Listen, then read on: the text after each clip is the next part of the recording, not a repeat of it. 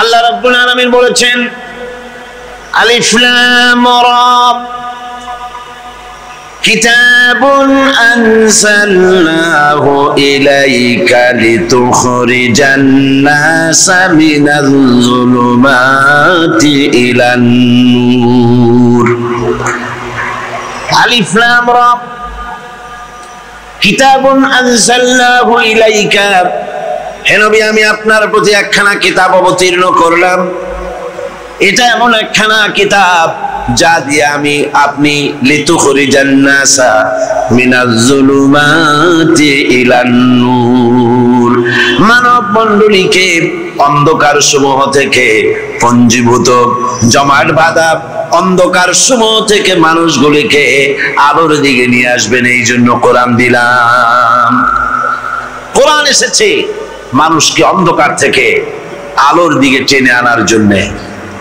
অন্ধকার সমূহ এর অর্থ হচ্ছে পৃথিবীতে মানুষের তৈরি করা যত মতবাদ আছে সব হলো অন্ধকার, আর আলো হচ্ছে ইসলাম। আলো কি? সবাই বলেন আলো কি? ইসলাম। কতবার পূর্ব পশ্চিমে মুখ ঘুরালেন, এটাই কিন্তু মূল কথা নয়। গত দুদিন এ কথাই আপনাদের সামনে আলোচনা করা হয়েছে। আজকে বাকি কথাগুলি বলবো ইনশাআল্লাহ। সবাই বলেন ইনশাআল্লাহ। একটু জোরে সোরে জিকির করেন লা ইলাহা ইল্লাল্লাহ, লা ইলাহা। গত 2 দিন আমরা আলোচনা করতেছিলাম যে বিষয়ের উপরে, সে বিষয়টা ছিল এই, আল্লাহ পাক বলছেন লাইসাল বিররা আন তুওয়াল্লু ওয়াজুহাকুম কিবালাল মাশরিকি ওয়াল মাগরিব ওয়ালাকিন্নাল বিররা মান আমানা বিল্লাহি ওয়াল ইয়াউমিল আখিরি ওয়াল মালাইকাতি ওয়াল কিতাবি ওয়ান নাবিয়্যিন। লাইসাল বিররা আন তুওয়াল্লু ওয়াজুহাকুম, পূর্ব পশ্চিমে মুখ ঘোরানো, তোমাদের চেহারাটা পূর্ব পশ্চিমে ঘোরানো, এটাই প্রকৃতপক্ষের কোন কল্যাণমূলক কাজ নয়। আসল নেক কাজ হচ্ছে মান আমানা বিল্লাহ, যে ব্যক্তি আল্লাহর প্রতি ঈমান এনেছে। কিন্তু যখন এই মানুষটি আল্লাহর উপরে ঈমান আনলো, যখন এই মানুষ পড়ল লা ইলাহা ইল্লাল্লাহু মুহাম্মাদুর রাসূলুল্লাহ, জোরে বলেন না লা।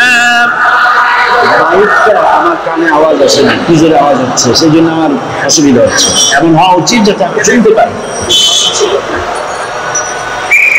এই কালেমা যখন পড়লো তখন সে নিজেকে চিনতে পারলো, সে বুঝতে পারলো যে আমি যাদের সামনে মাথা নত করি, যাদের সামনে আনুগত্য করি, এগুলি তো আবার আরেকজনের গোলাম। আল্লাহ রাব্বুল আলামিন কোরআনে কারীমের মধ্যে বলেছেন ইয়াবতাগুনা ইলা রাব্বিহিমুল ওয়াসিলা। আল্লাহ পাক বলেন যারা নাকি মানুষগুলি যার সামনে মাথা নত করে, যাদেরকে প্রভু বলে, দেবতা বলে, উচ্চ শক্তি সম্পন্ন মনে করে, যাদের পেছনে ঘুরে, যাদের কাছে হাত পাতে, তারাই তো আবার আল্লাহর কাছে যাওয়ার জন্য ওসিলা তালাশ করেন।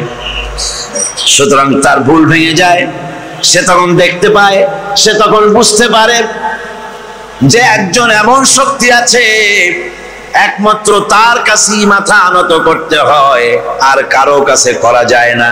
কোরআনে কারীম বলছে ইন্নাল্লাযীনা তাদউনা মিন দুনিল্লাহি ইবাদুন আমসালুকুম।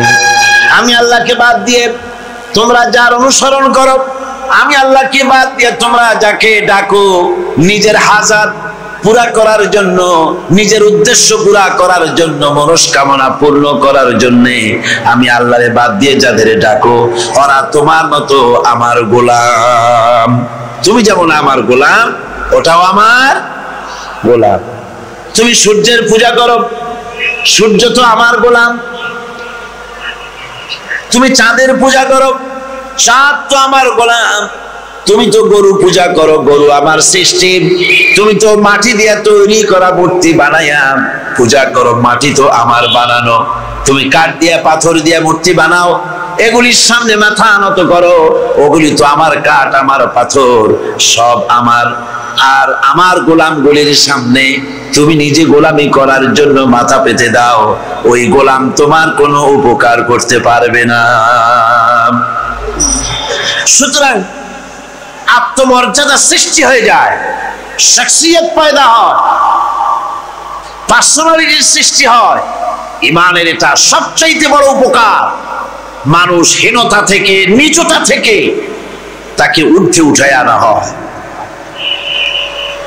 মানুষ দেখতে পায়, যদি চোখ থাকে, যদি আকল থাকে, তাহলে দেখতে পায় যেগুলির সামনে তারা মাথা নত করে ওগুলি নিজেরও কোনো উপকার করতে পারে না, অন্যকে উপকার করা তো দূরের কথা, অপরের উপকারও সে করতে পারে না। একবার আল্লাহ নবীর কাছে এক মুশরিক এসেছিলেন। একজন মুশরিক এসেছে একটা ভাঙ্গা মূর্তি নিয়ে এসেছে। হুজুর বললেন, তোমার মূর্তি ভাঙ্গা কেন? লোকটি বলল, হুজুর এটা হচ্ছে আমার খোদা, এইটারই নিয়ে আমি সব সময় থাকি, যাতে সব রকমের বিপদ থেকে আমি বাঁচতে পারি। প্রতিমধ্যে আমার পেশাব পায়খানার হাজত হলো, এই মূর্তিকে আমি রাস্তায় দাঁড় করায় রেখে চলে গেলাম। পেশাব পায়খানার কাজ শেষ করে এসে দেখি, যারে আমি খোদা বলি, যে আমার যে বিপদে বাঁচাবে, তার মাথা থেকে পা পর্যন্ত একদম ভিজা। ভাবলাম নিশ্চয়ই কোন বরকতের পানি ছাড়া আর কি হতে পারে। এটাকে বরকতের পানি মনে করে আমি যখন চাটা আরম্ভ করলাম, চাটতে গিয়ে দেখি কেমন টক টক লাগে, আর একটা উদ্ভট উৎকট একটা দুর্গন্ধ, অ্যাসিডের মতো ছাঁচালো গন্ধ। জিনিসটা কি? চিন্তা করলাম, পানিটা যদি বরকতের হবে তাহলে তো এরকমের গন্ধ হওয়া উচিত না। পরে এদিক ওদিক তাকায় দেখি দূরে একটা কুকুর দাঁড়ানো আছে, আর তার নিচের থেকে পানি টপকাচ্ছে। তখন বুঝলাম যে এটা কোন বরকতের পানি। হুজুর মেজাজটা খারাপ হয়ে গেল, ঠ্যাংটা ধরে একটা আছাড় মারলাম। কুত্তার পেশাব দিয়া তুই নিজেরে বাঁচাইতে পারিস না, আমারে বাঁচাবি কেমনে? আর জেহেন খুলে গেছে। হুজুর সাল্লাল্লাহু আলাইহি ওয়াসাল্লাম হেসে দিলেন। হাদিস শরীফে এসেছে, এই একদিন হুজুর হেসেছিলেন যখন তার দন্ত মোবারক সব বিকশিত হয়েছিল। হুজুর বলছেন, আমার কাছে কেন এসেছো তোমার এই ভাঙ্গা খোদারে নিয়ে? লোকটি বলছে, হুজুর আমি বুঝতে পেরেছি, আমি তো ভুলের মধ্যে ডুবেছিলাম, আমি বুঝতে পেরেছি এগুলি তো আসলে কিছুই না, আমি সত্যের সন্ধানে এসেছি, সত্যের আলোকে আমাকে পৌঁছে দেন। নবীজি বললেন, পড়ো লা ইলাহা ইল্লাল্লাহু মুহাম্মাদুর রাসূলুল্লাহ। এরা আপনাকে কি সাহায্য করবে? ও তো নিজের সাহায্যই করতে পারে না। কথা ঠিক কিনা? জোরে বলেন, পারে না? নিজেরই নিজে বাঁচাতে পারে না, আপনারে বাঁচাবে কেন? এই জন্য ঈমান যখন আনে, ঈমানের সবচাইতে বড় উপকারিতা হচ্ছে মানুষকে আত্মমর্যাদা দিয়ে দেয়।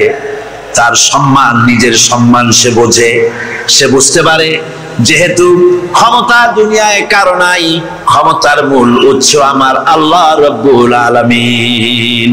আল্লাহ পাক বলেছেন, আন্নাল কুওয়াতা লিল্লাহি জামিআ, সমস্ত ক্ষমতার উৎস কে? সন্দেহ আছে? আপনারা যেভাবে আল্লাহর নাম জিজ্ঞেস করলে যেভাবে বলেন, তাতে মনে হয় কিসের ফেব্রুয়ারিতে রোজা আসবে? রোজা এখনই শুরু হয়ে গেছে। আপনার আপনারা ভাতও খান নাই, ইফতারও করেন নাই, সেহরিও কপালে চড়ে নাই, এমনই দুরবস্থা।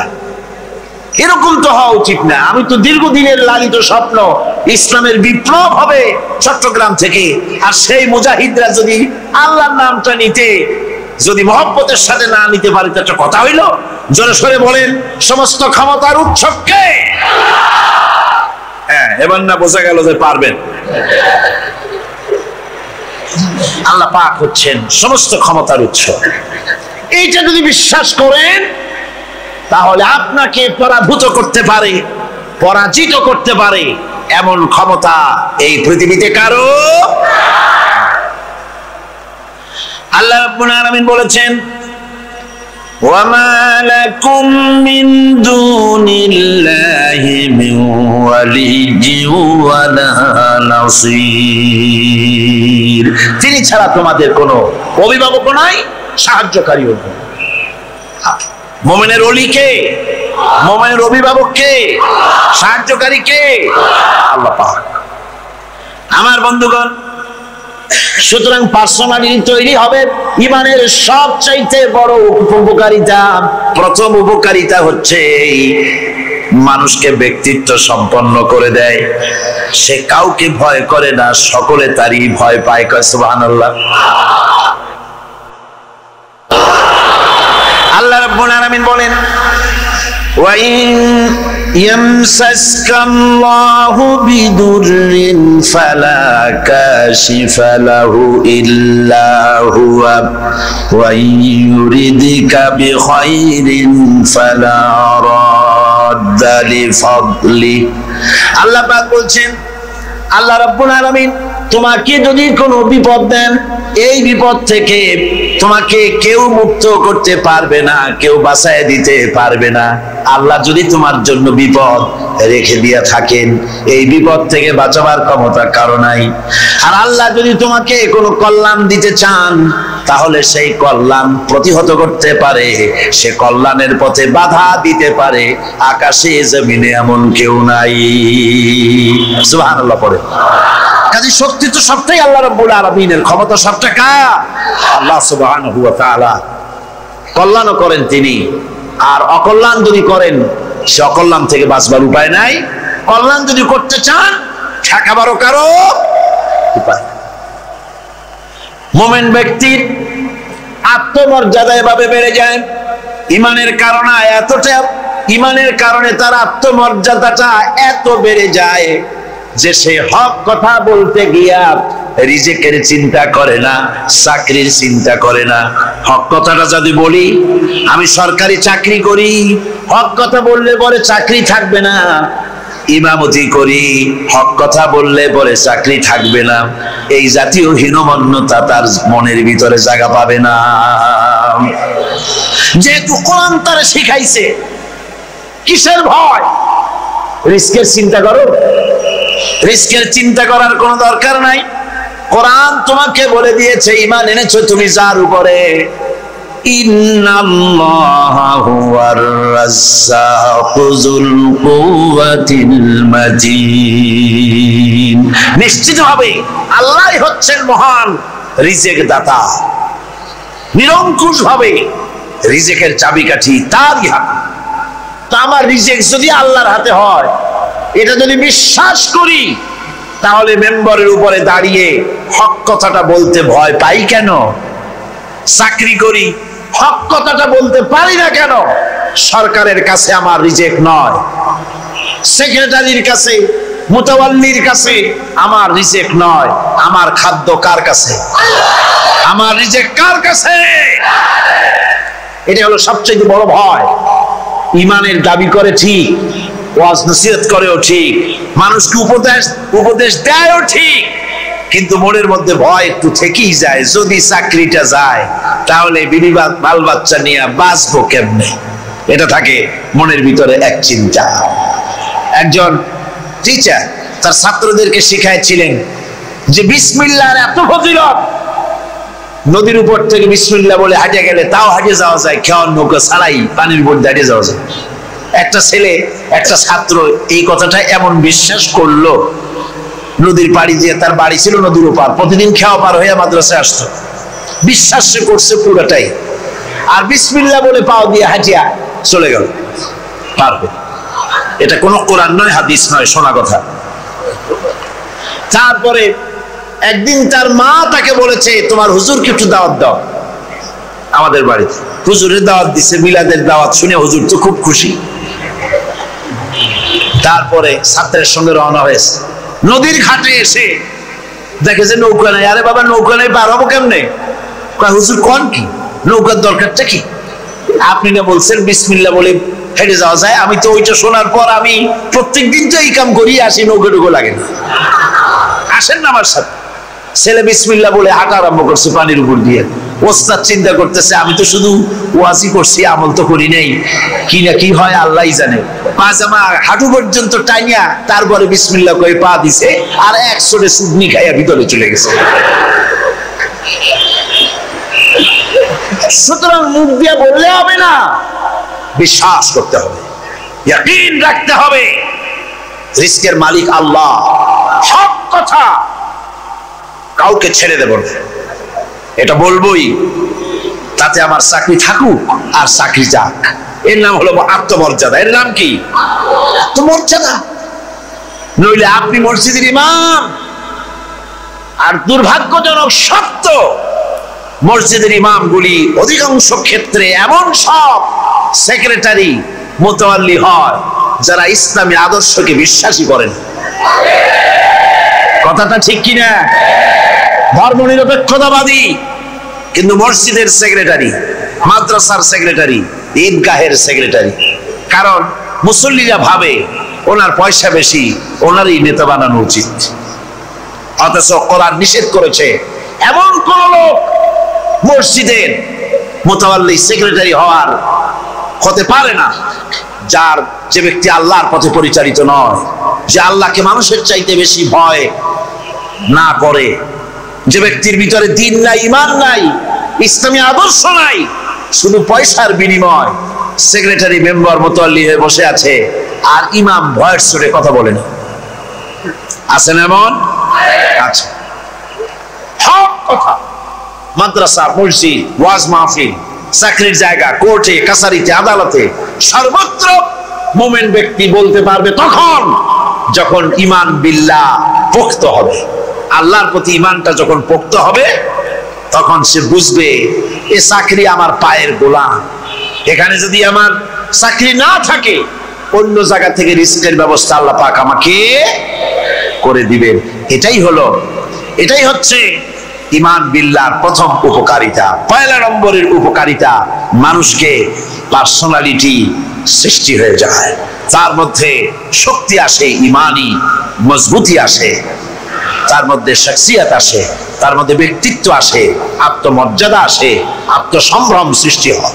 এটা হলো পয়লা নম্বরের উপকার। ঈমান আনার জন্য আল্লাহর প্রতি মানুষ ঈমান আনলে পরে 2 নম্বরের যে উপকারটা হয় সেটা হলো মানুষের ভিতর থেকে অহংকার দূর হয়ে যায়। অহংকার থাকে না। যে ব্যক্তি ঈমান বিল্লাহ যার ভিতরে ঢুকে যায়, আল্লাহর ঈমান পরিপূর্ণরূপে এসে যদি যায়, তাহলে তার ভিতরে অহংকার থাকে না। কেন থাকে না? অহংকার থাকে না এই জন্য, যেহেতু মুমিন ব্যক্তি জানে আল্লাহ রাব্বুল আলামিন জানে, আল্লাহ রাব্বুল আলামিনের সামনে বান্দা জানে, কথা বুঝতে পারে, কোরআন পড়ে জানে যে আমি আল্লাহর সামনে সম্পূর্ণ অসহায়। অসহায় যে যার কিচ্ছু নাই, সে কি অহংকার করতে পারে? অর্থ নাই, বিত্ত নাই, কিছু নাই, সে কি অহংকার করে? অহংকার কারা করে? অহংকার করে যাদের অর্থ আছে, বিত্ত আছে, শিক্ষা আছে, বিদ্যা আছে, স্বাস্থ্য আছে, জমি আছে, জমা আছে, বাড়ি আছে, কল আছে, কারখানা আছে, গাড়ি আছে, এরাই না অহংকার করে। কিন্তু ঈমান বিল্লাহ যখন আসি, তখন সে বুঝতে পারে আমার শক্তি কোনো শক্তি নয়। ওয়া হুয়াল কাহিরু ফাওকা ইবাদি। সমস্ত আল্লাহ রাব্বুল আলামিন বলছেন সমস্ত বান্দার উপরে কর্তৃত্ব হচ্ছে আল্লাহ পাকের। আল্লাহর কর্তৃত্ব থেকে বেরিয়ে আসার ক্ষমতা কারো নাই। সবচাইতে শ্রেষ্ঠ শক্তি কার? আল্লাহ। ওই আল্লাহ রাব্বুল আলামিন বলেছেন, চ্যালেঞ্জ করেছেন, যদি সম্ভব করতে পারো, অহংকার করতেছো, বড়াই করতেছো, যদি সম্ভব করতে পারো আমার জমিন থেকে বেরিয়ে যাও। যদি সম্ভব করতে পারো, অহংকার তো খুব করো, বাস করো আমার জমিনের উপরে, খাও আমার ফসল, জীবন আমি দিলাম, চক্ষু আমি দিলাম, আমার চোখ দিয়ে দেখো, আমার দেওয়া কান দিয়ে শোনো, আমার দেওয়া বিবেক দিয়ে চিন্তা করো, সব তো আমি দিয়েছি, তারপরেও যদি অহংকার করো। ইয়া মাশারাল জিন্নি ওয়াল ইনসি ইন ইসতাতাতুম আন তানফুযু মিন আকতারিস সামাওয়াতি ওয়াল আরদ فانفذوا لا تنفذون إلا بسلطان। হে পৃথিবীর মানুষেরা, হে পৃথিবীর জিনেরা, ইয়া মাশারাল জিন ওয়াল ইনস, হে পৃথিবীর মানুষ, মনুষ্য জাতি এবং জিন, যদি সম্ভব করতে পারো তাহলে আমার ইহাতা থেকে, আমার জমিন থেকে, আমার জমিনের উপর থেকে বেরিয়ে যাও। এমন দেশে যাও যেখানে আমার সূর্য নাই, যেখানে আমার চন্দ্র নাই, যেখানে আমার আলো নাই, যেখানে আমার বাতাস নাই, অক্সিজেন নাই, আমার পানি নাই, এমন কোন জায়গা যদি পাও বেরিয়ে চলে যাও। যাও, যাবে? আর যারা জবাব দিলেন না তারা পারবেন বুঝি? যাওয়া যাবে। আল্লাহ পাক বলছেন, ফানফুযু লা তানফুযুনা ইল্লা বিসুলতান। আমার রাজত্ব থেকে, আমার ইহাতা থেকে, আমার পরিমণ্ডল থেকে, আমার কর্তৃত্ব থেকে বেরিয়ে যাওয়ার কোনো পথ নাই। কেউ বেরিয়ে যেতে পারবে না। আকাশ দিয়ে, জমিন দিয়ে পরিবেষ্টন করে রেখেছি, পালাবার উপায় নাই, ভাগবার জায়গা নাই। এই কথা মোমেন যখন পড়ে আস্তে করে মাথা নিচু হয়ে আসে, আমি কত দুর্বল আমার মহান আল্লাহর সামনে। সুবহানাল্লাহ। কত টাকা হয়েছে? আল্লাহ রাব্বুল আলামিন যদি ইচ্ছা করেন এমন রোগ দিয়া দিতে পারেন, হার্টের ভিতরে ক্যান্সার দিয়ে দিতে পারেন, ব্রেনের ভিতরে টিউমার দিয়ে দিতে পারেন, রক্তের ভিতরে ক্যান্সার দিয়ে দিতে পারেন, হাড়ের ভিতরে ক্যান্সার ঢুকায় দিতে পারেন। এমন রোগ হয়ে যেতে পারে ডাক্তারের 14 গোষ্ঠী গুলে খেলেও রোগ ভালো হবে না। সারা জীবন যত টাকা কামাই করেছেন গোষ্ঠী বেচতেও ঔষধের পয়সা হবে না। পারবে কিনা আমার আল্লাহ? জোরে বলেন, পারবেন কিনা? পারবেন, প্রচন্ড ক্ষমতা। কাজী বান্দা যখন এগুলি পড়ে মাথাটা নিচু হয়ে আসে যে ক্ষমতা তো তার, বড়াই করার কোনো উপায় নাই। আমরা কিতাবের মধ্যে পড়েছিলাম, সেই আল মুস্তাতরফ একটা কিতাব ছিল, আলেমে পড়ানো হতো। মাওলানা শামসুদ্দিন সাহেব পড়েছেন নিশ্চয়ই? জি, ওলামারা পড়েছে। সেই কিতাবে আলেম ক্লাসে পড়ানো হতো তখন আমাদেরকে একটা আরবি সাহিত্য, ওই আরবি সাহিত্যের ভিতরে পড়েছিলাম, সেখানে এক জমিদার বিবাহ করছে, তারপরে তার নবপরিণীতা স্ত্রীকে নিয়ে খেতে বসেছে। এমন সময় এক ভিক্ষুক এসেছে। জমিদার রাগ হয়ে দরজার কাছে দিয়ে বেচারাকে ধমক দিয়ে বের করে দিয়েছে, ভিক্ষা নেওয়ার আর তুমি সময় পাও না, আমি বিয়ে করেছি, নতুন বউ নিয়ে খাইতে বসছি, গলায় ধাক্কা দিয়া ফালাইয়া তারপরে তাড়াই দিচ্ছে। বাস কয়েক বছর পর এই জমিদারের জমিদারি গেল, টাকা গেল, পয়সা গেল, সব শেষ। বউ পুষবে এমন পয়সাও নাই, বউ তার থেকে বিচ্ছিন্ন হয়ে গেল, বউকে তালাক দিয়ে দিল। দীর্ঘদিন পর এই স্ত্রী বিবাহের একটা প্রস্তাব এলো আর এক জমিদারের সাথে, আর এক এলাকার নতুন এক জমিদার হয়েছে, তার সঙ্গে বিবাহের প্রস্তাব এলো। এরপরে সেই বিয়ে হয়ে যাওয়ার পর নতুন জমিদারের সাথে এই স্ত্রী বসে খানা খেতে বসেছে প্রথম দিন। এমন সময় দরজার কাছে এক ভিখারি এসে হাজির। নতুন জমিদার বলছে, বউ আমরা তো খেতে পারবো, আমাদের খাবারের প্লেটটা আজকে প্রথম তোমাকে নিয়ে খেতে বসেছি, এই খাবারের প্লেটটা ধরেই তুমি ভিখারিকে দিয়ে আসো। বউ খাবারের প্লেটটা ভিখারির হাতে দিতে গিয়ে সেন্সলেস হয়ে পড়ে গেছে, বেহুশ হয়ে পড়ে গেছে। নতুন জমিদার অনেকক্ষণ অপেক্ষা করলো, বউ ফেরে না, যায় দেখে বেহুশ, মুসাফির সেখানে দাঁড়ানো। কিছুক্ষণ পর বউয়ের হুশ হলো, জিজ্ঞেস করলো হয়েছে কি, তুমি এরকম পড়ে গেল কেন? এই মুসাফিরকে দেখে বউ বলতেছে, আল্লাহর কসম, তুমি যখন আমাকে প্লেট ভরা খাবার দিয়ে পাঠাই দিলা ভিক্ষুককে দেওয়ার জন্য, যারে ভিক্ষা দিতে গেলাম, আল্লাহর কসম করে বলি এ হচ্ছে আমার সেই প্রথম স্বামী। এবার ওই জমিদার বলতেছে, তুমি যেমন কসম করে বলতেছো এই হলো তোমার প্রথম স্বামী, আমিও আমার আল্লাহর নামে কসম করে বলি আমিও সেই ভিখারি যেদিন তোমরা খেতে বসেছিলে আর আমি ভিক্ষা নিতে গিয়েছিলাম, আমাকে দরজা থেকে তাড়ায় দিয়েছিলে। সুতরাং বড়াই করো না, অর্থে টাকার বড়াই করো না, অহংকার করো না। স্বাস্থ্যের বড়াই করো না, স্বাস্থ্য ভালো, অহংকার করো না। আল্লাহ যদি ইচ্ছে করেন এক রাত্রের মধ্যে মাত্র আধা ঘন্টা 15 মিনিটের ভিতরে কয়েকবার পাতলা দাস্ত দিয়া জনমের মতো শেষ করে দিতে পারেন, পারেন কিনা? সুতরাং মানুষ ঈমান বিল্লাহ, আল্লাহর প্রতি ঈমান মানুষকে এভাবে বিনয়ী করে দেয়। কোন আলহামদুলিল্লাহ। অহংকার বলে কিচ্ছু থাকে না, তা সে আগে সালাম দেয়। ঈমান বিল্লাহ, যার মধ্যে ঈমান, আল্লাহর ঈমান ঢুকে যায়, তার আগে কেউ সালাম দিতে পারে না। রাসূলুল্লাহ বলেছেন, যে ব্যক্তি আগে সালাম দেয় সে অহংকার মুক্ত। জয় কর সুবহানাল্লাহ। অহংকার পাবে কি করে? বান্দা কোরআন থেকে জেনেছে, ওয়াল্লাহুল গানিয়্যু ওয়া আনতুমুল ফুকারা। আল্লাহ রাব্বুল আলামিন বলেন, তোমরা হলে সবাই ফকির, তোমরা হলে সব মুখাপেক্ষী, আর একমাত্র আল্লাহ রাব্বুল আলামিন বেনিয়াজ। আল্লাহই শুধু বেনিয়াজ, আর সব কি মুখাপেক্ষী। কার কাছে? আল্লাহর কাছে। এই জন্য বিনয়ী হতে হবে। যে জমিনটা বাস করি, জমিনটা কার? চিল্লায় কোন কার? লিল্লাহি মা ফিস সামাওয়াতি ওয়া মা ফিল আরদ। আকাশ তার, জমিনও। এই কথা যদি জানা থাকে, বিশ্বাস থাকে, তাহলে সেই ব্যক্তি অহংকার করতে পারে না, সে বিনয়ী হয়। ঈমান বিল্লাহ তাকে বিনয়ী বানায় দেয়।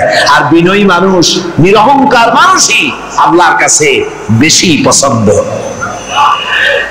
এই ঈমান তার ভিতরে এই কথা জাগ্রত করে দেয়। আমি যদি একটা গাড়ির মালিক হয়ে থাকি, আমি যদি একটা বাড়ির মালিক হয়ে থাকি, আমি যদি স্ত্রী পুত্র সন্তান পেয়ে থাকি, আমি যদি মন্ত্রী হয়ে থাকি, আমি যদি কিছু পেয়ে থাকি, আমার হাতের কামাই দ্বারা পাই নাই। আল্লাহ শিখাই দিচ্ছেন, ওয়ামা বিকুম বিনিমাতিন ফামিনাল্লাহ। যত নেয়ামত তোমরা পেয়েছো সব আল্লাহ রাব্বুল আলামিন দিয়েছেন। জোরে বলেন সুবহানাল্লাহ। দাতাকে ভুলে যেও না, আল্লাহর কাছে বিনয়ী হও। সমস্ত নেয়ামত একমাত্র তিনিই দিয়েছেন। ঈমান বিল্লাহর দ্বারা মানুষের এই গুণ সৃষ্টি হয়, এই উপকার হয় মানুষের, যে সে বিনয়ী হয়ে যায়। আল্লাহ পাক কোরআনে কারীমের মধ্যে আরো বলেন, ওয়ালা তামশি ফিল আরদি মারহান ইন্নাকা লান তাখরিকাল আরদা ওয়ালান তাবলুগাল জিবালা তুলা। ওয়ালা তামশি ফিল আরদি মারহান, আমার এই জমিনের উপরে অহংকার করে হেঁটো না।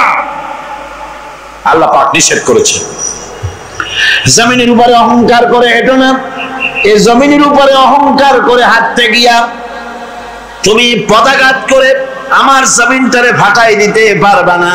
আবার অহংকার করে লাভ দিয়া আমার পাহাড়টার উচ্চতাও ছাড়াই যেতে পারবে না। যখন তুমি পাহাড়ের উচ্চতা ছাড়াতে পারবে না, যখন জমিনটারে লাথি মেরে ফাটাই দিতে পারবে না, তখন আবার অহংকারটা কিসের অহংকার? নিজের দিকে তাকাও, তোমারে আমি বানাইছি কি দিয়া? তোমার পেটের মধ্যে কি, তোমার শরীরের মধ্যে কি? মলমূত্র দিয়ে পেটটা ভরা, আর দুনিয়া এসেছো এক ফোঁটা নাপাক পানি দিয়ে। যে নাপাক পানি ফোঁটা শরীর থেকে বেরিয়ে গেলে পরে গোসল ওয়াজিব হয়ে যায়, ফরজ হয়ে যায়, এমন একটা নাপাক পানি যার জন্মের উৎস, তার তো অহংকার করা শোভা পায় না। অহংকার করবেন কেবলমাত্র কে? চিল্লায় বলেন কে? হাদিসে কুদসির ভিতরে এসেছে, আল্লাহ পাক বলেছেন অহংকার হচ্ছে আমার ইজার, অহংকার হচ্ছে আমার চাদর। যে ব্যক্তি অহংকার করে সেজন্য আমি আল্লাহর চাদর নিয়ে টানাটানি করে। জোরে কর নাউজুবিল্লাহ, চিল্লায় কর নাউজুবিল্লাহ।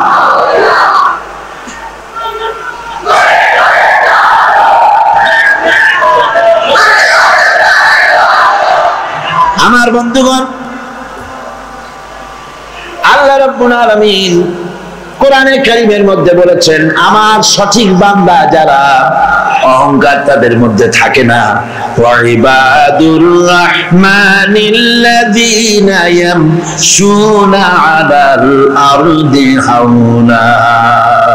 রহমানের বান্দা যারা, আমি আল্লাহ পাকের গোলাম যারা, তারা জমিনের উপরে খুব বিনয়ের সাথে চলে। তাদের চলাফেরা দেখলেই বোঝা যায় লোকটা বিনয়ী, আল্লাহর বান্দা। সুবহানাল্লাহি ওয়া বিহামদিহি। কি বলেন? মানুষের চলাফেরা, চাহনি, ওঠা বসা, কথাবার্তা দেখলেই বোঝা যায় না লোকটা কি চরিত্রে? বোঝা যায়। মানুষের ভিতরে যখন ঈমান বিল্লাহ এসে যায়, আল্লাহর প্রতি যখন সে পরিপূর্ণরূপে ঈমান যখন আনে, তখন তার ভিতরে এই চিন্তা আসে, মৃত্যু তো আমার হবে, মৃত্যু থেকে পালাবার উপায় নাই। পালাবার উপায় যদি থাকতো তাহলে না হয় অবশ্যই ভয় পেতাম না, কিন্তু মৃত্যু থেকে তো পালাতে পারবো না। তখন কাপুরুষ হবে কেন? তখন তো বীর পুরুষের মতো জীবন দিতে হবে। কিসের মতো দিতে হবে জীবন? আল্লাহ রাব্বুল আলামিন কোরআনে কারীমের মধ্যে বলে রেখেছেন, ঈমানদার লোক আল্লাহরে যে বিশ্বাস করে তার বড় উপকার হলো মওতকে পরোয়া করে না। মওতকে পরোয়া করে না বলে তার পক্ষে সমস্ত কাজ সহজ হয়ে যায়। কোরআন বলতেছে, কুল ইন্নাল মাউতাল্লাযী তাফিরুনা মিনহু ফাইন্নাহু মুলাকীকুম। মরণ থেকে পালাও তুমি, মরণ তোমায় লইবে ঘিরি। মরণ থেকে পালাও তুমি, মরণ তোমায় লইবে ঘিরি। যদিও সুদূর আকাশ পানে লুকাও সেথায় লাগিয়ে সিঁড়ি। হে মহারোগের চিকিৎসক নাই, নাই সে ঔষধ জগতে। খুঁজিয়া কাতর হইলে কি হবে, পারিবে না তারে ফিরাতে। এ মৃত্যু আসবেই, মৃত্যুর হাত থেকে বাঁচবার কোন উপায়? যেহেতু সে জানেন, কোরআনে কারীমের মধ্যে আল্লাহ পাক বলেছেন, আইনামা তাকুনু ইউদরিকুমুল মাউতু ওয়ালাউ কুনতুম ফি বুরুজিম মুশাইয়াদা। আল্লাহ পাক বলেন, দুর্ভেদ্য দুর্গের ভিতরে যদি তুমি পালায় থাকো, মৃত্যু সেখানে গিয়া তোমারে খুঁজে বের করবে। সেই মওতটা ঈমান বিল্লাহ, আল্লাহর প্রতি ঈমান আনলে পরে ওই মওতের ভয় আর থাকে না। মনটা তখন নির্ভীক হয়ে যায়, সে বীর হয়ে যায়। তখন তার মন বলে, মরা যখন লাগবে, জীবনটা যিনি দিয়েছেন তার জন্য দিয়ে দেই না কেন? জীবন যিনি দিয়েছেন তার জন্য দিয়ে দেই। বদরের যুদ্ধ, রাসূল কারীম সাল্লাল্লাহু আলাইহি ওয়াসাল্লাম লোক তৈরি করতেছেন, সৈন্য রিক্রুট করতেছেন। বদরের যুদ্ধ আমার ভাইরা চারটিখানি কথা নয়, বদরীদেরকে আল্লাহ মাফ করে দিয়েছেন। যেরকম সুবহানাল্লাহ। বদরের যুদ্ধ শেষ হয়ে যাওয়ার পর হযরতে আবু বকর সিদ্দিক রাদিয়াল্লাহু তাআলা আনহুর সঙ্গে ছেলে আব্দুল্লাহর দেখা হয়ে গেল। ছেলে তখনও কাফের। ছেলে বলে, বাবাজি, আমার আব্বা আবু বকর বদরের প্রান্তরে আমি আমার তরবারির সামনে আপনাকে কয়েকবার পেয়েছিলাম, কিন্তু আপনি আমার পিতা বলে আমি কিছুই করতে পারি নাই। হযরত আবু বকর বলেন, আব্দুল্লাহ রে শোনো, আল্লাহর কসম করে বলি, তুমি তো আমার তরবারির সামনে পেয়ে ছেড়ে দিয়েছো, কিন্তু আমি আমার বাবুদের কসম করে বলি, বদরের মাঠে একটি বারও যদি আবু বকরের চোখের সামনে তুমি পড়ে যেতে, আল্লাহর কসম আমার তরবারি তোমারে মাফ করে দিত না। তুমি কাফের, আমি মুসলমান। তোমার সাথে আমার সম্পর্ক পিতা পুত্রের স্নেহের সম্পর্ক হতে পারে তখন যখন আদর্শের প্রশ্ন মিল হবে, নইলে তুমি কাফের, আমি মুমিন। পিতা হিসাবে স্নেহ তোমার যেটা পাওয়া দরকার আমার কাছে, সেই স্নেহ থেকে তুমি বঞ্চিত থাকবে। এই যুদ্ধে সৈন্যদেরকে রিক্রুট করা সোজা ব্যাপার ছিল না। হুজুর সাল্লাল্লাহু আলাইহি ওয়াসাল্লাম সাহাবীদেরকে তৈরি করতেছেন জিহাদের জন্য। কিভাবে কথাটা পারবেন, হুজুর কথা গোছায় বলতেছেন। হযরত বর্ষিয়ান সাহাবী হযরত মিকদাদ রাদিয়াল্লাহু তাআলা আনহু হুজুরের অবস্থা বুঝতে পারতেছেন। হযরত মিকদাদ দাঁড়িয়ে গেলেন হুজুরকে সাহস দেওয়ার জন্য। হযরত মিকদাদ দাঁড়িয়ে গিয়ে বলছেন, ইমদি বিনা ইয়া রাসূলুল্লাহ হাইসুমা তাশা, আয় হাইসুমা আমারাকাল্লাহ।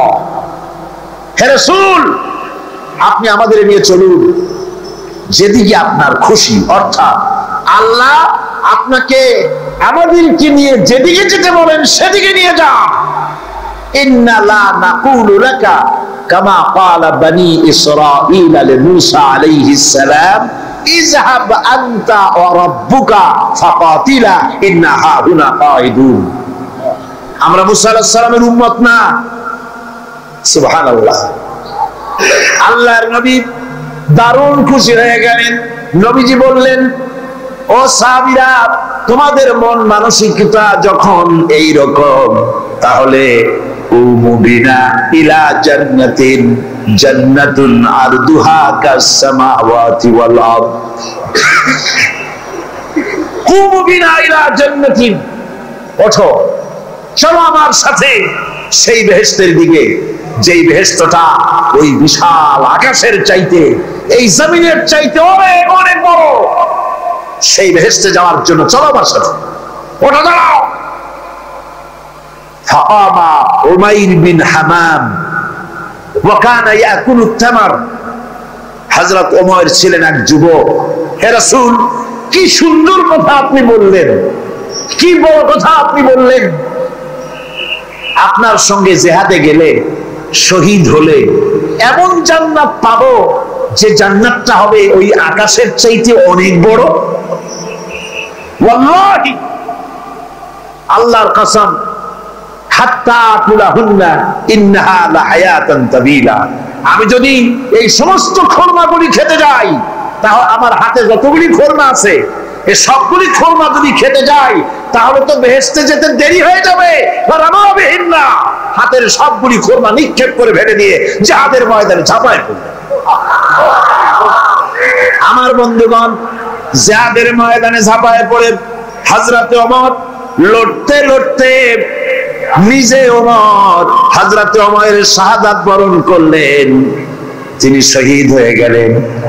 জিহাদের শেষে যখন শুহাদায়ে বদর যখন জানাজা হবে, একজন সাহাবী দেখিয়ে দিলেন, হুজুর, এই হলো সেই ওমায়ের যিনি জান্নাতের খোঁজ খবর শুনে হাতের খরমাগুলি খাওয়ার সময় পায় নাই।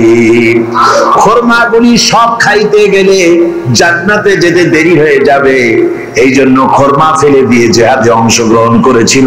এই হলো সেই উমাইরের লাশ।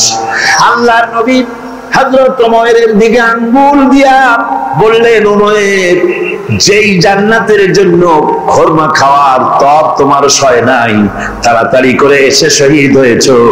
আমি নবী সাক্ষী দিচ্ছি, ইন্নাকা মিন আহলিহা, আমি সাক্ষ্য দিচ্ছি অবশ্যই তুমি আল্লাহর জান্নাতি।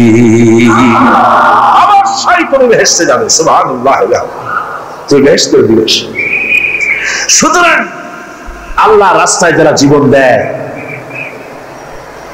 ঈমান বিল্লাহর কারণে, তার ভিতরে ঈমান মজবুত হয়ে যায়, মৃত্যুকে পরোয়া করে না। মৃত্যু হয় তার পায়ের মৃত্যু, মৃত্যু আমার গোলাম, মরা আমার লাগবেই। জীবনটা যিনি দিয়েছিলেন, জীবনটা তাকে দিতে, তার রাস্তায় দিতে আপত্তি আছে? চিল্লা এখন আপত্তি আছে?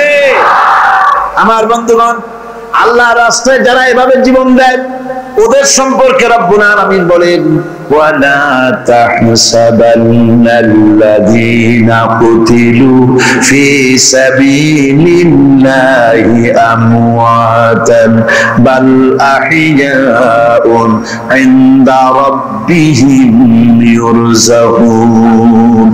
যারা নাকি আমার রাস্তায় জীবন দিল, আমার রাস্তায় যারা জীবন দিয়েছে, নিহত হয়েছে, তাদেরকে তারা মৃত্যু হয় নাই, বরং তারা জীবন লাভ করেছে। এই মরণের বিনিময় আর এক জীবন তারা লাভ করেছে, যেই জীবনে তারা আল্লাহর কাছে চলে গেছে এবং রব্বুল আলামিনের কাছ থেকে তারা রিজেক্ট প্রাপ্ত হয়। আল্লাহর কাছে তারা রিজেক্ট পায়।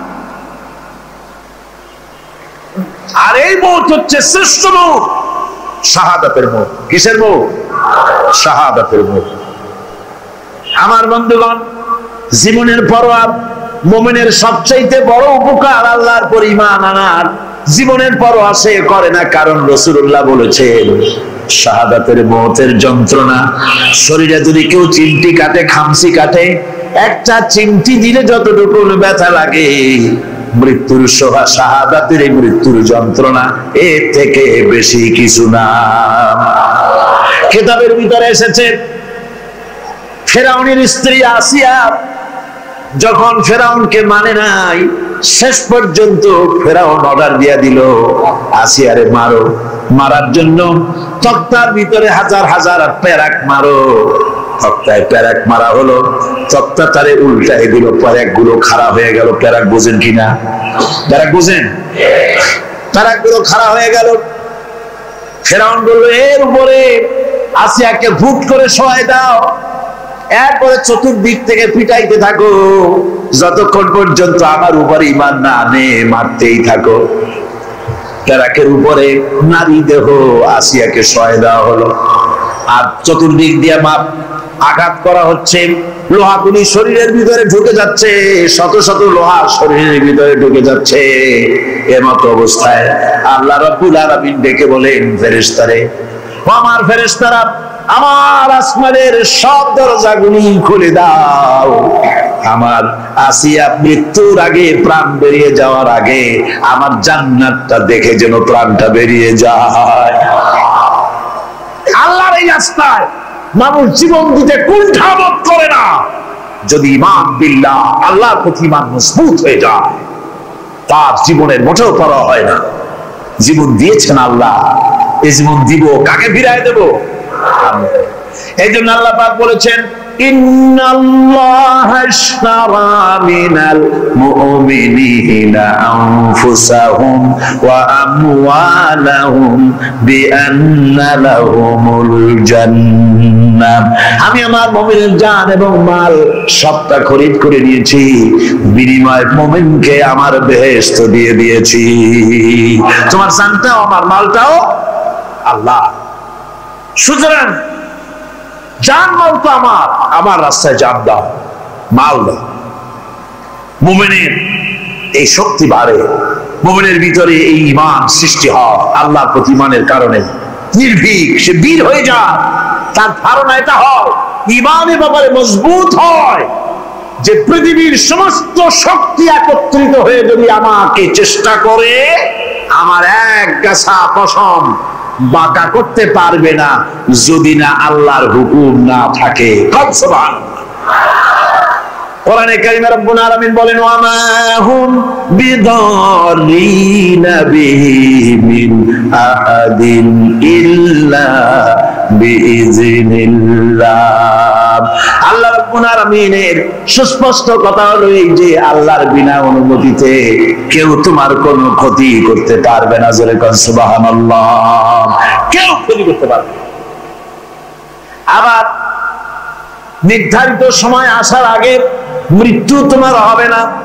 মৃত্যুর যখন নির্ধারিত সময় হবে তখনই মৌত হবে, এর আগে হবে না। আল্লাহ পাক বলেছেন ওয়ামা কানা লিনাফসিন আন তামুতা ইল্লা বিইذনিল্লাহি কিতাবাম মুআজ্জালা। আল্লাহ পাক বলেন আমার নির্ধারিত সময় আসার আগে 1 সেকেন্ড আগে মরবে না, 1 সেকেন্ড পরেও মরবে না। অনেকে বলে অমুকের অকাল মৃত্যু হয়েছে, বলে না, বলে কিনা অকাল মৃত্যু হয়েছিল, বাজে কথা। কিসের অকাল মৃত্যু? কালেই মরছে, হায়াত ওখানেই শেষ। হায়াত থাকতে 1 সেকেন্ড আগে 1 সেকেন্ড পরে মৃত্যু হবে না। যখন নির্ধারিত সময় আসবে সেই সময় মরবে, এর আগে বা পরে মৃত্যু হবে না। মৃত্যু নির্ধারিত সময়ের আগে মরবে না মানুষ, বাহানায় হোক ওসিলায় হোক মরণ যেখানে আছে সেখানে যাওয়াই লাগবে। এই জন্য কবি বলছেন दो चीज आज दो चीज কাসাবে জোরে জোর একে আবেদানা দিগার খাকে গোর। দুটি জিনিস মানুষকে টানে, একটা হলো খাদ্য আর একটা হলো মৃত্যু। খাবার যেখানে আছে সেখানে যেতেই হবে, আর মৃত্যু যেখানে আছে সেখানেও যেতে হবে। কোরআনে কারিমে রব্বুল আলামিন বলেন কুল লাউ কুনতুম ফি বুয়ুতিকুম লাবারাযাল্লাযীনা কুতিবা আলাইহিমুল কাতলু ইলা মাদাজিহিম। আল্লাহ পাক বলেন হে নবী তুমি বলে দাও, তুমি শোনায় দাও, যাদের ভাগ্যে নিহত হওয়া আছে তারা যদি তাদের বিছানায় শুয়েও থাকে, প্রকোষ্ঠের ভিতরে থাকে, মৃত্যু সেখানে গিয়ে হাজির হবে, ওখানেই মৃত্যু হয়ে যাবে। মৃত্যুর সময় আসতে পরে মানুষকে মোটেই সময় দেওয়া হবে না। সময় যখন আসবে সময় মতো তাকে বিদায় নিতে হবে। সুতরাং ঈমান, আল্লাহর প্রতি ঈমান আনলে পরে মানুষের ভিতরে নির্ভীকতার সৃষ্টি হয়, সে কাউকে পরোয়া করে না আল্লাহ ছাড়া। চিল্লায় কর সুবহানাল্লাহ। কারণ আল্লাহর প্রতি ঈমান আশায় তার বুক বেঁধে দেয়। আল্লাহ পাক কোরআনে কারীমের মধ্যে বলেছেন আল্লাযী খালাকানি ফাহুয়া ইয়াহদিন। আল্লাহ ইব্রাহিম আলাইহিস সালামের মুখ দিয়ে কথা বলেছেন, আল্লাহ হচ্ছেন তিনি যিনি আমাকে সৃষ্টি করেছেন আর আমার হেদায়েতের রাস্তাও তিনি দেখিয়ে দিয়েছেন। ওয়াল্লাযী হুয়া ইউতঈমুনি ওয়া ইয়াসকিন। আর আমি যখন ক্ষুধার্ত হই তিনি আমারে খাওয়ান, আর আমি যখন তৃষ্ণার্ত হই তিনি আমারে পান করান। কে খাওয়ান? কে খাওয়ান আর পান করেন কে? আল্লাহ পাক বলেন ওয়াইদা মারিতু ফাহুয়া ইয়াশফিন। ইব্রাহিম আলাইহিস সালামকে দিয়ে আল্লাহ এই কথাও বলালেন, আমি যখন অসুস্থ হই আমারে রোগ মুক্ত কে করে দেয়? বলেন না কে করে দেয়? আল্লাহ রাব্বুল আলামিন রোগ মুক্ত করে দেন। হযরত আইয়ুব আলাইহিস সালামের ঘটনা কোরআনে কারীমের মধ্যে আল্লাহ রাব্বুল আলামিন উঠায় দিয়েছেন, বলে দিয়েছেন যাতে করে মুমিনেরা মনের মধ্যে আল্লাহর প্রতি আশা ভরসা আনতে পারে। রোগ হয়েছে হযরত আইয়ুব আলাইহিস সালামের, এত অসুখ, অসুখে রোগে শোকে আত্মীয় স্বজন স্ত্রী পুত্র পরিজন সব তারে ছেড়ে গেল, গায়ে পোকা হয়ে গিয়েছে। 1 বছর 2 বছর নয়, বছরের পর বছর ধরে রোগাক্রান্ত অবস্থায় আইয়ুব আলাইহিস সালাম আছেন। এবার সমস্ত শরীর ছেড়ে জিহ্বার মধ্যে পোকা হওয়া শুরু হয়ে গেছে। হযরত আইয়ুব আলাইহিস সালাম জিহ্বায় যখন পোকা শুরু হয়ে গেল, আল্লাহর দরবারে তখন তিনি ফরিয়াদ করে বলেছিলেন রব্বুল আলামিন, সারা শরীরে পোকা ধরলো, শরীর জড়া হয়ে গেল, রোগে শোকে শেষ হয়ে গেলাম, কোনো শিকায়ত করি নাই, এবার তো কথা না বলে পারি না মাবুদ, তুমি দয়া করে আমার জিহ্বায় পোকা দিও না। আমার জিহ্বাটা পোকা ধরেছে, দয়া করে পোকা জিহ্বায় দিও না, কারণ আমার জিহ্বায় যদি পোকা হয়ে যায় তাহলে তোমার মতো আল্লাহর জিকির আমি কি দিয়া করব? আমার জিহ্বাটা ভালো রাখো আল্লাহ। হযরতে আইয়ুব আলাইহিস সালাম পড়েছিলেন আন্নী মাসানি আদ-দুরর ওয়া আনতা আরহামুর রাহিমিন। আয় আল্লাহ, আমি রোগাক্রান্ত হয়ে পড়েছি আর তুমি তো রহমান রহিম। দোয়া মঞ্জুর হলো। আল্লাহ পাক আইয়ুব আলাইহিস সালামকে রোগ মুক্ত করে দিলেন। রোগ হলে পরে কে সেরে দেয়? কে সেরে দেয়? আল্লাহর প্রতি এই আশা, এই ভরসা, এই চিন্তা থাকতে হবে। আল্লাহ পাক বলেন, যখন আইয়ুব আমার কাছে দোয়া করলো আমিও জবাব দিয়া দিলাম। কোন সুবহানাল্লাহ। আল্লাহ পাক বলেন, ফাকাশাফনা মা বিহি মিন দুররিন ওয়া আতাইনাহু আহলাহু ওয়া মিসলাহুম মাআহুম রাহমাতাম মিন ইনদিনা।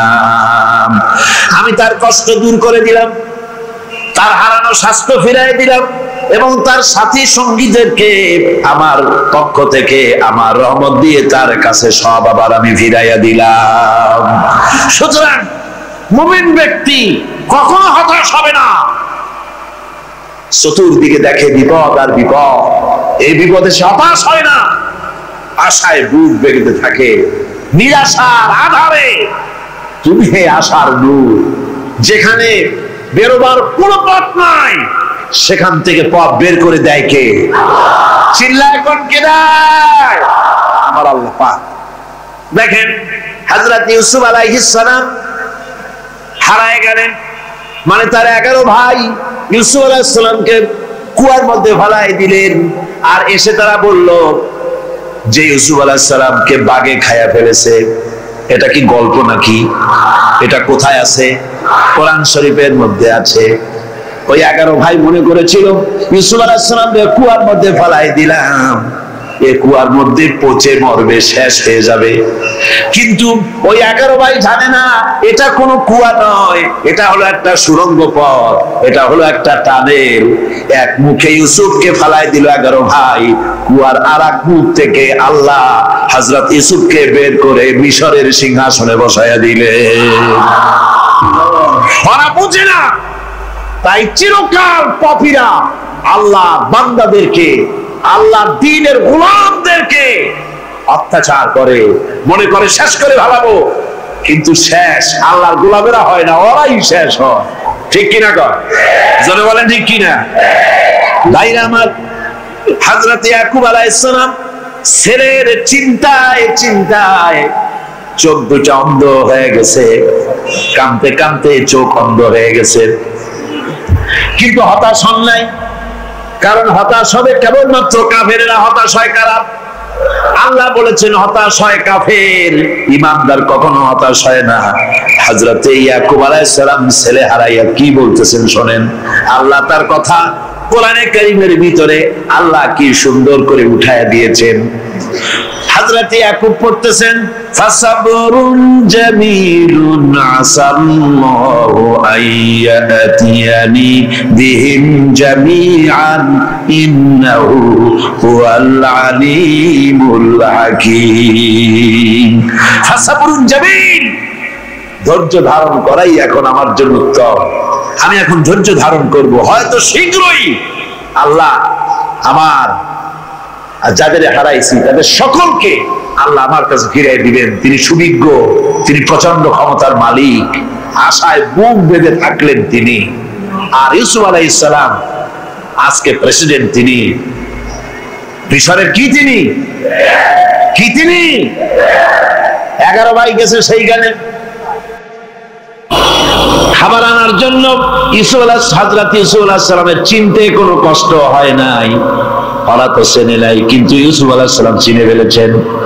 হযরত ইউসুফ কোনো প্রতিশোধ নিলেন না। হযরত ইউসুফ পরিচয় দিলেন আর বললেন, ভয় পাইও না, খাদ্য তোমাদেরকে দিয়ে দিব। তোমাদের ব্যাপারে আমার বক্তব্য হচ্ছে লা তাসরিবা আলাইকুমুল ইয়াউম, তোমাদের বিরুদ্ধে আমার কোনো ক্ষোভ নাই, বিদ্বেষ নাই, মাফ করে দিলাম। এই জামাটা নিয়ে যাও, আমার আব্বার জন্য এই জামাটা নিয়ে যাও। জামা নিয়ে যাচ্ছে মিশর থেকে। কোথায় কেনাম? কোথায়? মিশর। মিশর থেকে ইউসুফ আলাইহিস সালামের জামানিয়া ছেলেরা কেনানের দিকে যাচ্ছে, আর এদিকে হযরত ইয়াকুব বলতেছেন আমি যেন আমার নাকের ভিতরে ইউসুফের গন্ধ পেতেছি। সুবহানাল্লাহ। জামা চলে এলো, চোখের উপরে তিনি রাখলেন, আল্লাহ চোখ ভালো করে দিলেন। সুবহানাল্লাহ। ভাইরা আমার, এই জন্য যারা আল্লাহর উপরে ভরসা করে, আল্লাহর ঈমান যাদের মধ্যে এসে যায়, ঈমান বিল্লাহর বড় উপকার হলো সে হতাশ হয় না, যত বড় বিপদ হোক হতাশ হয় না। দেখেন ইউসুফ আলাইহিস সালামকে কেমন করে জুলাইখা ঘেরাও করে ফেলে দিয়েছে, দরজা বন্ধ, তালা বন্ধ, জানালা বন্ধ, সিটকারি মারা, খিল মারা, তালা দেওয়া, বেরোবার কোনো পথ নাই, চতুর্দিকে নগ্ন চিত্র। এবার জুলাইখার কুপ্রেত প্রবৃত্তিকে চরিতার্থ করতে হবে, খারাপ কাজ করতে হবে, বেরোবার পথ নাই। হযরত ইউসুফ আলাইহিস সালাম তিনি জানেন দরজা সব বন্ধ, পালাবার পথ নাই, কিন্তু আল্লাহ রাব্বুল আলামিনকে তিনি ভয় করলেন। যুবক মানুষ আল্লাহ রাব্বুল আলামিনকে ভয় করলেন, রব্বুল আলামিনকে ভয় করে তিনি তালাবদ্ধ দরজার দিকে দৌড় মারলেন। রব্বুল আলামিন আপন কুদরতে সবগুলি দরজা খুলে দিলেন। ওয়া মান ইয়াত্তাকিল্লাহা ইয়াজআল লাহু মাখরাজা। যে ব্যক্তি আমারে ভয় করে, আমার পথে চলতে চায়, আমি রাস্তা খুলে দেই। সুবহানাল্লাহ। সুতরাং ঈমানে বুক বাঁধো, জওয়ানেরা, তরুণেরা, হতাশ হওয়ার কোনো কারণ নাই, আশায় বুক বেঁধে থাকো। আপনারা বলেন এই পৃথিবীতে ইউনূস আলাইহিস সালাম যে বিপদে পড়ছিলেন, এর চাইতে বড় বিপদ পৃথিবীতে কিছু হতে পারে? আপনাদের চিন্তা বুঝি পারে? এই দিকের লোকেরা কথাই কয় না, কি বলেন পারে? এত বড় বিপদ চিন্তাও করা যায়। কোরআনে কারীমের মধ্যে আল্লাহ রাব্বুল আলামিন বলেন ওয়াযান্নুন ইয যাহাবা মুগাদিবান ফাযান্না আন লান নাকদিরা আলাইহি। ইউনূস আলাইহিস সালামকে যখন মাছে ঘিরে ফেলে দিল, মাছ এবার পানির অতল তলদেশে চলে গেছে। মাছের পেটের ভিতরে দরজা নাই, জানালা নাই, ছিদ্র নাই, পালাবার কোনো পথ নাই। আছে? আছে? ফানাদা ফিল যুলুমাতি আন লা ইলাহা ইল্লা আনতা সুবহানাকা ইন্নী কুনতু মিনাজ জালিমিন। জানেন না এই দোয়া? পড়েন সবাই। লা ইলাহা ইল্লা আনতা সুবহানাকা ইন্নী কুনতু মিনাজ জালিমিন। আয় আল্লাহ, তোমার পবিত্রতা ঘোষণা করতেছি, তুমি ছাড়া কেউ নাই, আমার তো আর বাঁচার উপায় নাই, আমি আমার উপরে জুলুম করেছি, আর তোমার পবিত্রতা ঘোষণা করতেছি। জিকির করতেছেন তিনি মাছের পেটের মধ্যে বসে। আল্লাহ রাব্বুল আলামিন বলেন ইউনূস আলাইহিস সালাম মাছের পেটের ভিতরে বসে যে চিৎকারটা মারলেন, দুনিয়ায় কোন তার বন্ধু বান্ধবেরা শুনে নাই, কোন রাজা বাদশারা শুনে নাই। মাছের পেটের মধ্যে ফানাদা ফিল যুলুমাত, যুলুমাত হলো জমায় কাসির। এখানে তিনটা অন্ধকার ছিল। কয়টা অন্ধকার? একটা হলো মাছের পেটের অন্ধকার, একটা হলো রাতের অন্ধকার, আরেকটা হলো পানির অন্ধকার। ত্রিবিধ অন্ধকারের ভিতর থেকে ইউনূস আলাইহিস সালাম হতাশ হয়ে যান নাই, তিনি চিৎকার মেরে আল্লাহরে ডাক দিলেন। আল্লাহ কয় আমি ডাক শুনছি, কেউ তোমার ডাক শোনে নাই, আমি তোমার আরশের মালিক, আমি আল্লাহ শুনতে পেয়েছি। শুধু শুনি নাই, জবাবও দিয়া দিলাম। فاستجبنا له ونجيناه من الغم وكذلك ننجي المؤمنين. فاستجبنا له ونجيناه من الغم وكذلك ننجي المؤمنين. আমি ডাকে আমি আল্লাহ পাক বলেন আমি ইউনূসের ডাক শুনলাম, ডাকের জবাব দিয়া দিলাম, আর মাছের পেটের ভিতরে বেদনার সৃষ্টি করে দিলাম। মাছ এবার ভেসে উঠলো। মাছের আর এখন কোন উপায় নাই বমি করা ছাড়া। মাছ কেনারায় চলে এলো, ইউনূসকে বমি করে ফেলে দিল। আল্লাহ কয়, শোনো দুনিয়ার মানুষেরা, শুধু ইউনূস আলাইহিস সালামকে নয়, ওয়াকাযালিকা, এইভাবে করে আমার মুমিন বান্দারা যদি বিপদে পড়ে আর আমারে ডাকে, আমি রব্বুল আলামিন এইরকম বিপদ দিয়া বাঁচায়া দেব। বিপদ থেকে বাঁচাবেন কে? সুতরাং গতকালকের মতো আবারও বলি, বিপদ আসতে পরে মুসলমানেরা মাজারে দৌড়ায় বেশি। কন নাউযুবিল্লাহ, জোরে কন নাউযুবিল্লাহ। বিপদ আসে আর মাজারে চলে যায়, যাইয়া সেখানে কাঁদবে, মাজারের উপরে মাথা ঘা দিতে থাকে, পয়সা দেয়, মুনাজাত করে, কাঁদতে থাকে, মাজারওয়ালার কাছে বিপদ মুক্তি চায়। নাউযুবিল্লাহ পড়ে, আবারও কর নাউযুবিল্লাহ। বিশ্বাস করুন আমার ভাইরা, বিশ্বাস করুন, আল্লাহর কোরআন আমার হাতে। মাজারওয়ালার কাছে কামলে পড়ে, ওই মাজারে যিনি শুয়ে আছেন, আল্লাহর কসম তার কোন ক্ষমতা নাই আপনাকে বিপদ থেকে বাঁচাতে পারে। আছে ক্ষমতা? জোরে বলেন আছে? বিপদ থেকে বাঁচাবে কে?